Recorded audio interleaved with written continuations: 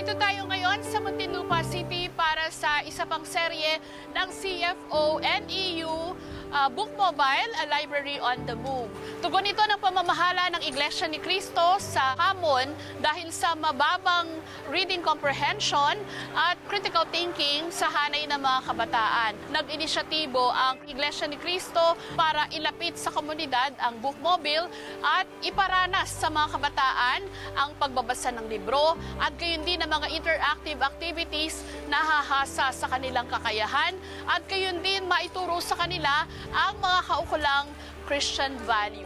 Ginawa rin ang Book Mobile na nagsimula noong August 2024 para magkaroon ng access sa library ang mga kabataan at maiiwas sila na malulong sa paggamit ng gadget. Ganito rin ang programang inihanda para sa mga kabataan sa Dasmariñas.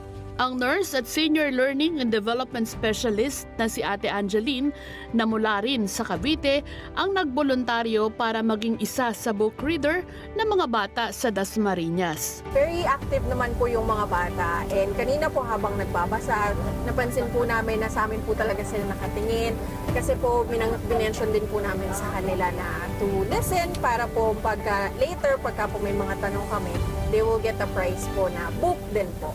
Sobrang important po yung mga ganitong aktibidad po na nilulunsad po ng pamamahala para as early as now po, they get to practice reading po, and syempre po yung mga books po na ipinapabasa po natin sa kanila related din po sa atin bilang mga Christians po, and ukol din po sa tamang paglilingkod po natin sa Ama. Para as early as now po, taglayin po nila yung faith, yung pananampalataya para hanggang paglaki po nila.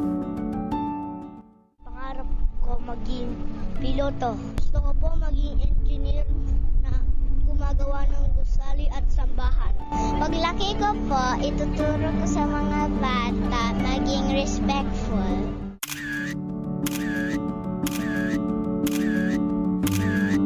Thank you po, Ka Eduardo. Maraming salamat po, Ka Eduardo. Damang-dama po namin ang pagmamahal po ninyo sa amin, sa mga kabataan, na magabayan po ang bawat isa po sa amin.